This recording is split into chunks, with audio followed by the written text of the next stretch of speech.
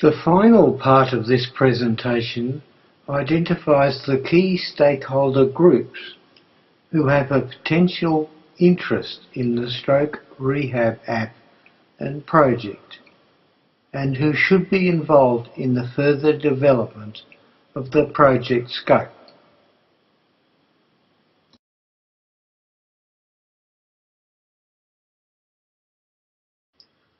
There are a number of key stakeholder groups with a potential interest in the stroke rehab project.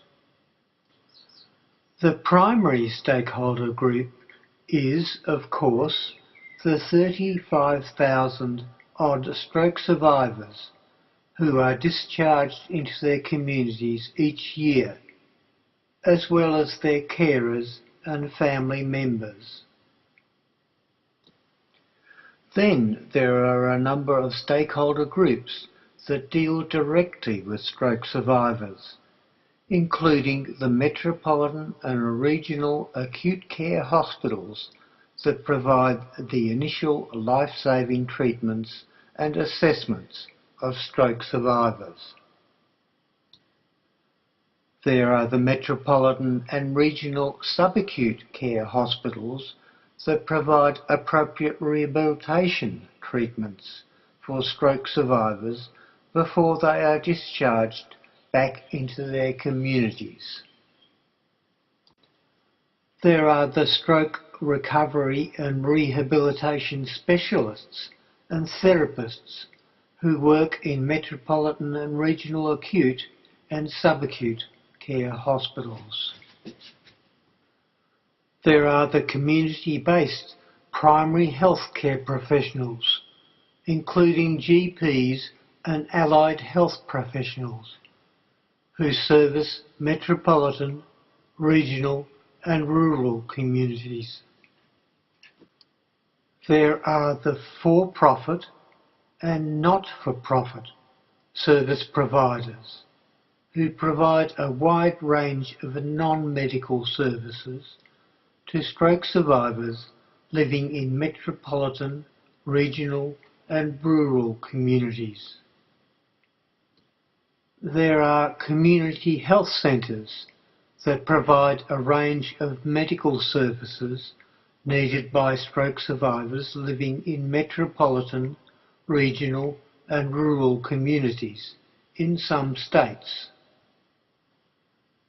And there are the community-based stroke support groups who provide peer support for stroke survivors living in metropolitan, regional and rural communities.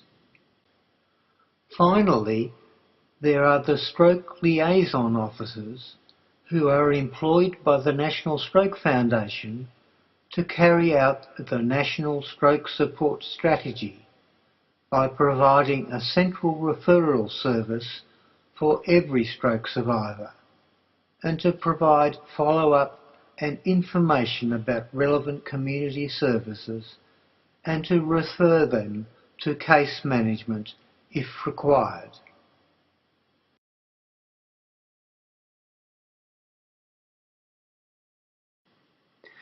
There are also a number of stakeholder groups with a potential interest in the stroke rehab project, although they may not deal directly with stroke survivors. There are the medical professional bodies who are responsible for the registration and continuing education of the medical professionals who treat stroke survivors. There are the medical research institutions and research workers who develop new and improved treatments for stroke survivors. There are the stroke clinical networks, which provide expert advice to promote better planning for and delivery of high-quality, evidence-based, clinically effective stroke care services. There are the local government agencies which provide a wide range of services in the local communities in which stroke survivors and their carers live. There are the state government agencies which provide funding for a wide range of social services used by stroke survivors and their carers. There are the federal government agencies which provide funding for hospitals and provide some social services and pensions to stroke survivors and their carers. There are the national stroke associations which aim to reduce the impact of stroke on the Australian community as a whole and represent the interests of stroke survivors on a nationwide basis. And there are the state stroke associations which aim to represent their member stroke support groups and the interests of stroke survivors on a statewide basis.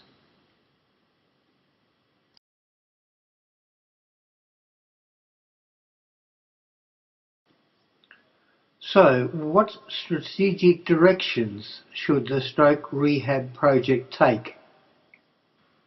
Firstly, the project must benefit all of the key stakeholder groups identified in the previous slides. There is a need to consult all these stakeholder groups and to specifically identify ways in which they can benefit from this project. And there is a need to refine the project scope to take these benefits into account and to set project priorities.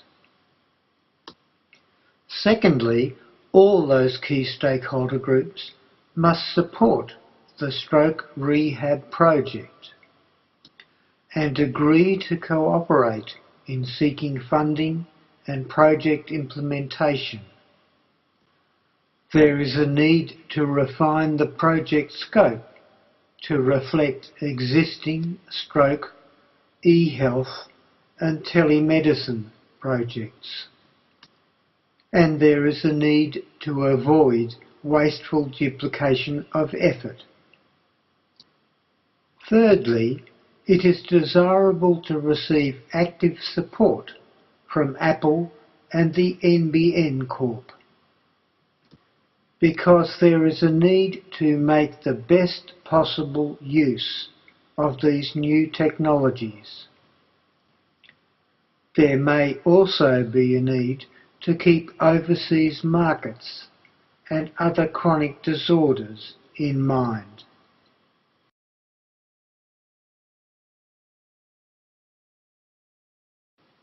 Finally, here are some questions I would like you to think about. Do you think this stroke rehabilitation project will be worthwhile? Are there any other issues that should be addressed at this stage?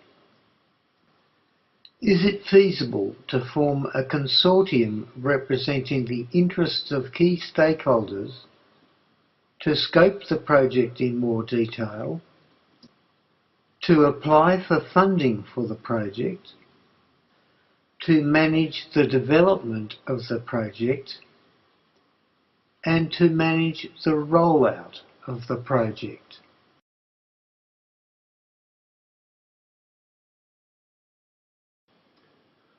To summarise this section so far, I have identified the key stakeholder groups who should be involved in and benefit from the stroke rehab app development, including stroke survivors and their carers, particularly those living in regional and rural communities throughout Australia,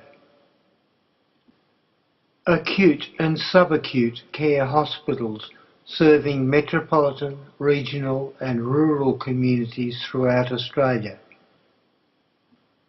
medical organisations such as key medical professional associations, medical professionals including specialist stroke clinicians and therapists working in both the hospital and community settings, primary healthcare providers working in metropolitan, regional and rural communities throughout Australia. Research workers who are developing new and improved stroke rehabilitation therapies.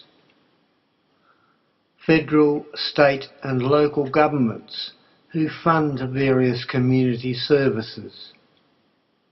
National, state and community-based stroke organisations, including the stroke liaison officers and stroke clinical networks. Then, I briefly outlined my thoughts on the strategic direction that the Stroke Rehab App project should take and stressed the importance of getting support and cooperation from all key stakeholder groups and for getting their involvement in refining the project scope and identifying potential stakeholder benefits. Finally, I have asked for feedback on your initial thoughts about this project.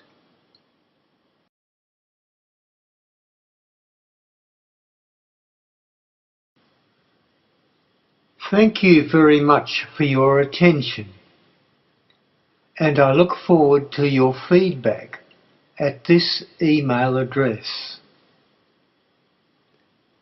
Thank you.